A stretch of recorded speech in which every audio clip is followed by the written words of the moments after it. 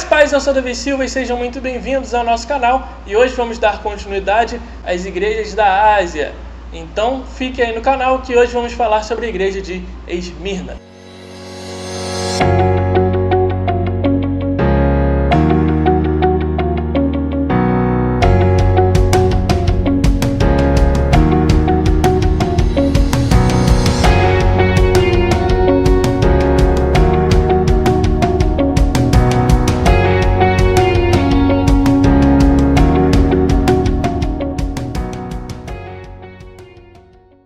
Antes da gente entrar no assunto, não deixe de se inscrever no canal, clicar no sininho para ativar as notificações para receber todos os nossos vídeos quando a gente colocar aqui no canal. Não deixe de comentar, de compartilhar com os seus amigos e também de deixar o seu like.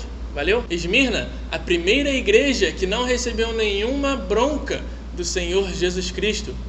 Uma igreja fiel que sofria perseguições. E assim como no vídeo anterior, nós vamos ler versículo a versículo e pontuar alguns detalhes. Bem como também o foco desta série não é falar em si, em uma certa aplicação, mas sim em informar sobre o que acontecia na época em que foi escrito. Apocalipse capítulo número 2, versículo de número 8. Ao anjo da igreja em Esmirna escreva: estas coisas diz o primeiro e o último, que esteve morto e tornou a viver. Bom, aqui Jesus Cristo, ele já se apresenta. Ele diz que ele é o início e que ele é o fim, que ele é o alfa e o ômega, que ele esteve tanto no início, no haja luz, como ele também estará no final dos tempos julgando a igreja. E aí ele diz que esteve morto e reviveu. A igreja de Esmirna sofria certas perseguições. E ao afirmar isso, Jesus Cristo ele basicamente diz a mesma coisa que ele disse no capítulo 1, no versículo 18, que diz assim: e aquele que vive, estive morto, mas eis que estou vivo para todo sempre, e tenho as chaves da morte e do inferno. Mais à frente a gente vai entender porque Jesus Cristo, ele fala isso de estar morto e reviveu, que ele traz à memória a questão de sua ressurreição. Porque a igreja de Esmirna sofria perseguições, passíveis até de morte. Vamos ao versículo seguinte: conheço a tribulação pela qual você está passando, a sua pobreza, embora você seja rico, e a blasfêmia dos que se declaram judeus e não são, sendo isto sim sinagoga de Satanás. Mais uma vez, Jesus Cristo ele vai mostrar que ele tem pleno conhecimento de tudo que a igreja está passando. É impossível esconder algo dos olhos de Deus. O que está encoberto será revelado, e todos hão de saber a verdade. E quando Jesus Cristo ele fala aí sobre a pobreza, embora eles fossem ricos, existem duas alternativas para essa afirmação. As duas envolvem a questão de preconceito ou de perseguição religiosa. A primeira ideia sobre essa pobreza seria que os cristãos eles possuíam riquezas, mas por conta de sua fé, as pessoas não faziam negócio com eles, quer seja de compra ou quer seja de venda. E por conta disso, os cristãos eram obrigados a usar toda a sua riqueza, todos os seus bens em prol da igreja. Então era basicamente a mesma coisa que acontecia na igreja primitiva, em que as pessoas usavam toda a sua riqueza para que não faltasse nada a ninguém. A segunda suposição seria de que eles haviam sim tido uma certa riqueza, mas por conta de sua fé em Cristo Jesus, eles tiveram tudo roubado, eles tiveram tudo saqueado, quer seja pelo governo ou quer seja até mesmo por outras pessoas, mas basicamente seria a questão do governo que teria tirado todos os bens dele, fazendo com que eles fossem pobres. Eles poderiam ser pobres materialmente, mas a questão espiritual, eles eram ricos e abundantes em Cristo Jesus, porque eles eram fiéis a Cristo. Tanto que a igreja de Esmirna não levou nenhuma bronca, não levou nenhuma repreensão de Jesus Cristo. Quando fala sobre a sinagoga de Satanás, também existem duas ideias sobre isso. Uma é que seriam judeus não autênticos, que não seriam crentes em Abraão, que eram falsos judeus e que perseguia a igreja.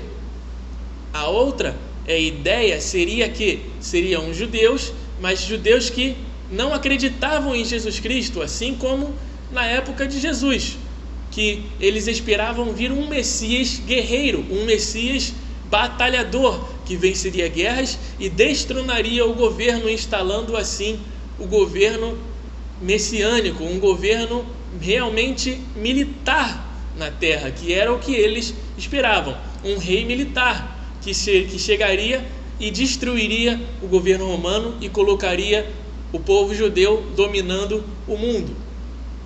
E aí esses judeus aqui, que seriam essa sinagoga de Satanás, estariam perseguindo a igreja por conta de sua crença em Jesus Cristo, que foi basicamente também a mesma coisa que aconteceu com a igreja primitiva, que os judeus perseguiam. Vemos o exemplo de Estevão, que foi apedrejado por pregar a verdade. Vemos o exemplo de Jesus Cristo, que foi crucificado por não ser aceito como o Messias, dentre outros exemplos que temos na palavra de Deus. Versículo 10 ele diz: não tenha medo das coisas que você vai sofrer. Eis que o diabo está para lançar alguns de vocês na prisão, para que vocês sejam postos à prova e passem por uma tribulação de 10 dias.